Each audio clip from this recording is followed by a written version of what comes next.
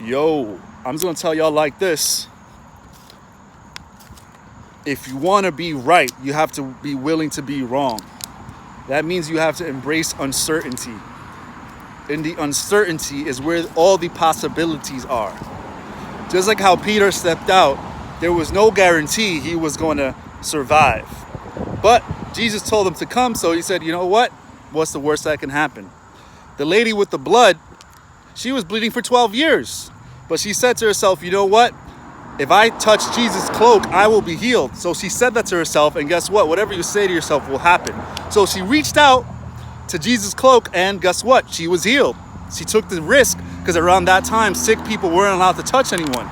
So if she touched someone, she would have been risking her life to get stoned to death. She risked her life. Peter risked his life. Then the lady with the alabaster jar, who the perfume was worth a year's worth of wages, she poured it right out on Jesus, because that was the only time that she was ever going to see him ever again. So she found out that, hold up, this is my only opportunity. I'm going to pour it out right now. And she was basically pouring her whole life savings in that one shot and never looking back. So God is telling me today, for someone right now, are you willing to risk it all? Are you willing to take this shot and never go back? Never go back. Always move forward. That is why the car has the rear mirror is smaller than the front. We're supposed to be looking forward, never backwards. So what is that one decision that God is asking you to make? And if you're scared of it, I'm gonna tell you right now, if you have the right heart, God will never punish you for making that decision, because just like Peter, he caught him. Just like the lady with the blood, she healed them. Just like the lady with the alabaster jar, she was celebrated for the rest of her life in the Bible and forever. What are you going to do today? Take that risk? Because yes, it's risky. But then again, it's not, because you will be caught by Jesus in whatever you do. I promise you that, no matter what.